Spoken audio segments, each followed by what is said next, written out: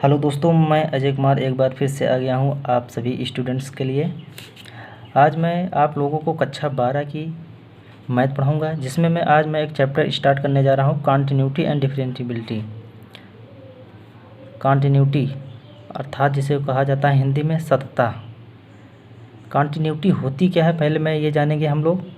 सबसे पहले हमें कॉन्टिन्यूटी ज्ञात करने के लिए हमें एक फंक्शन की ज़रूरत होती है, f(x) जिसे हम बोलते हैं। फंक्शन की ज़रूरत सबसे पहले होती है।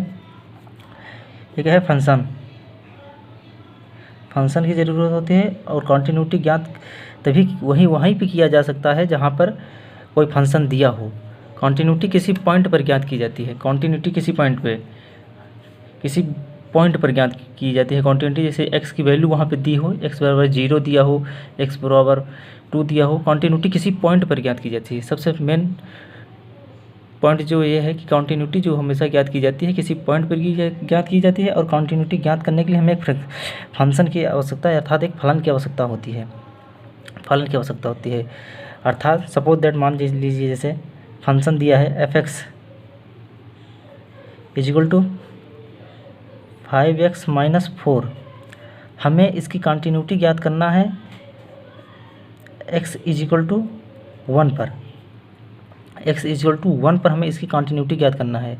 अर्थात कॉन्टिन्यूटी का मतलब होता है कॉन्टिन्यूटी जो इसकी जो वैल्यू प्राप्त होगी हमें, मतलब इस जो फंक्शन की x = 1 पर जो इसकी जो वैल्यू प्राप्त होगी वो हमारे ग्राफ पर परिभाषित किया जा सके। ग्राफ मीन्स ये x एक्सेस है, ये y एक्सेस।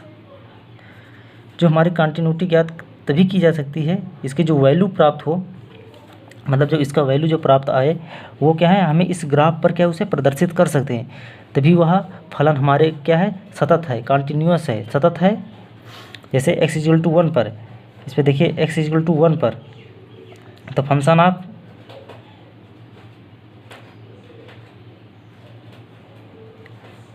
x पे 5 × 1 - 4, 5 - 4 = 1। अर्थात जो ये 1 आया, हम अपने इस ग्राफ पर हम क्या कर सकते हैं, उसे परिभाषित कर सकते हैं। अर्थात हम इसे एक कदम इधर चला सकते हैं, परिभाषित किया जा सकता है। यही हमारी कॉन्टिन्यूटी है। अगर फलन का मान हमारा अनंत आ जाए, अपरिभाषित आ जाए, तो वही हमारा जो कॉन्टिन्यूटी क्या हो, असतत हो जाएगी। फलन हमारा सतत नहीं रहेगा। समझ में आ गया? तो हमें एक क्वेश्चन के जरिए मैं आपको समझाता हूँ। एक्सरसाइज चालू कर सकता हूँ। एक्सरसाइज हमारी जो है, एक्सरसाइज का जो पहला क्वेश्चन है 5.1, एक्सरसाइज का जो नाम है हमारा 5.1, एक्सरसाइज 5.1 का पहला क्वेश्चन जो है, पहला क्वेश्चन मैं लिखता हूँ। हमारा पहला क्वेश्चन है एक्सरसाइज 5.1 का पहला क्वेश्चन। सिद्ध कीजिए कि फलन f(x), फंक्शन हमारा दिया है f(x) = 5x - 3, x = 0 पर, x = -3 पर तथा x = 5 पर सतत है कि नहीं, हमें प्रूव करना है। तो हमारा फंक्शन क्या दिया है, f(x) दिया है 5x - 3, 5x - 3। हमें सिद्ध क्या करना है, x = 0 पर यह फलन सतत है या नहीं है। तो हम क्या करेंगे, x = 0 पर चेक करना है, तो लिमिट लगाएंगे x टेंड्स टू 0 पर, x tends to 0, function of x, function of f(x), okay, function of f(x) = क्या करेंगे, limit x tends to 0, 5x - 3, okay. तो यहाँ लिखिए f 0 पर, तो क्या हो जाएगा, जहाँ पे x की वैल्यू है वहाँ पे 0 रखिए, 5 × 0 - 3, अर्थात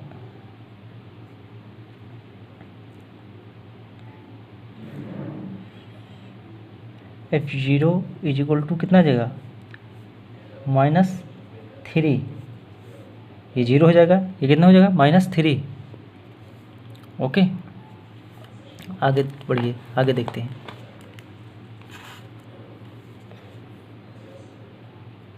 तो क्या हुआ, limit x tends to 0 F X is equal to कितना हो गया, f0 पर फलन हमारा क्या है, सतत है। फलन क्या है, सतत है।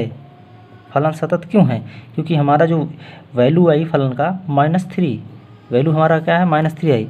इससे हम अपने ग्राफ पर क्या करते हैं, प्रदर्शित इसको किया जा सकता है, वाई डैश, ये -3 1 2 ये 3, ओके। ये ग्राफ पर हमारा क्या हुआ, प्रदर्शित किया गया। और दूसरा क्या दिया गया, x equal to -3, x equal to -3 पर हमें सिद्ध करना है कि फलन हमारा सतत है या नहीं है, ओके। चेक करते हैं अगला फंक्शन हमारा क्या था, f(x) is equal to 5x - 3, f(x) is equal to 5x - 3, x is equal to -3 पर, तो लगाते हैं limit x tends to -3 f(x), आगे बढ़ते हैं, limit x tends to -3 f(x) की वैल्यू रखिए यहाँ पे, लिमिट f(x) इक्वल टू कितना है, 5x - 3, आगे बढ़िए। तो यहाँ पे f -3 पर इज इक्वल टू 5 - 3 -3, पंक्तियाँ 15 - 15 -3,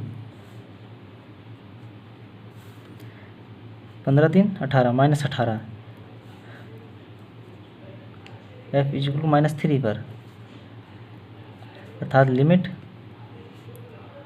x tends to -3 function of -3 पर इसकी जो वैल्यू प्राप्त हो गई, या फिर लिखिए f(x) इज इक्वल टू -3, फलन हमारा क्या है, सतत है, सतत है, ओके। ये भी हमारा सिद्ध हो गया। तीसरा जो दिया हुआ था x इज इक्वल टू 5 पर, तीसरा point x is equal to 5 पर, f(x) इज इक्वल टू 5 पर चेक करना है कि हमारा जो फलन है f(x)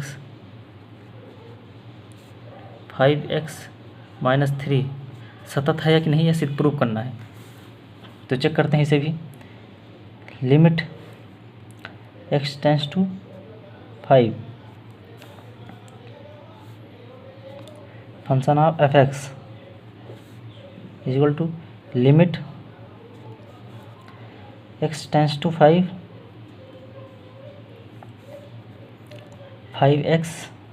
- 3,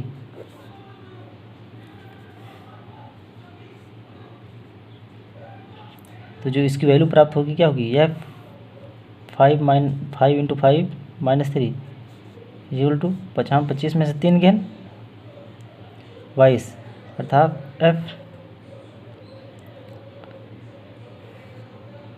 22, अर्थात limit x tends to 5 f(x)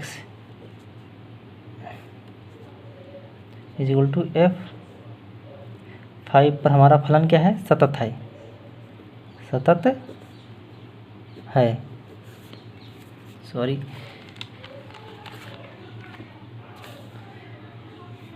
22, क्योंकि इसे हम अपने ग्राफ पर प्रदर्शित किया जा सकता है, फंक्शन ग्राफ पर इसे प्रदर्शित कर सकते हैं, इसलिए हमारा फलन क्या है, सतत है।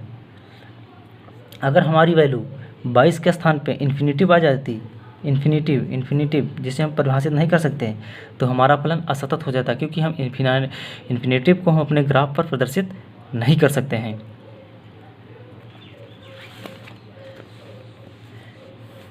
दूसरा क्वेश्चन देखिए, एक्सरसाइज 5.1 का जो दूसरा क्वेश्चन है,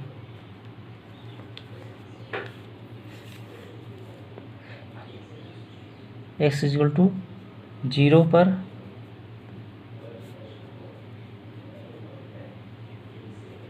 फलन f(x) equal to 2x² minus 1 दिया है। x इक्वल टू 0 पर इसकी जांच करना है कि हमारा फलन सतत है या नहीं है। तो लिखिए लिमिट x टेंड्स टू 0 पर function of f(x) equal to limit x tends to 0 2x² minus 1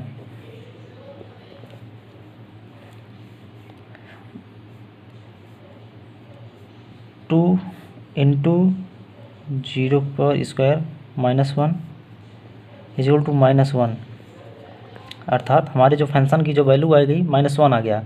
अर्थात ये हम फंक्शन ग्राफ पर इसे हम प्रदर्शित कर सकते हैं।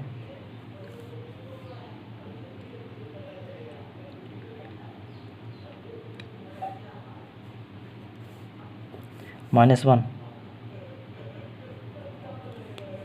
इसे हम फंक्शन ग्राफ पर प्रदर्शित कर सकते हैं। अर्थात limit x tends to 0 f(x) equal to f(0) पर हमारा फलन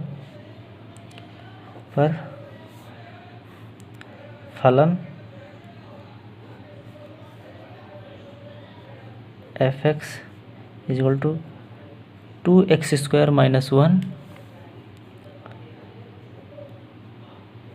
सतत है। आज की वीडियो में बस इतना ही। अगला क्वेश्चन हम अगली वीडियो में लगाएंगे। तब तक आप वीडियो अगर ना समझ में आया हो तो उसे आप दोबारा देख लीजिएगा, आपको अच्छी तरह से समझ में आ जाएगा। अगर आप चैनल पर नए हैं तो चैनल को सब्सक्राइब कर लीजिए और साथ ही बेल आइकन को प्रेस कर दीजिए, इससे आने वाली अगली वीडियो आप तक पहुंच जाए। धन्यवाद।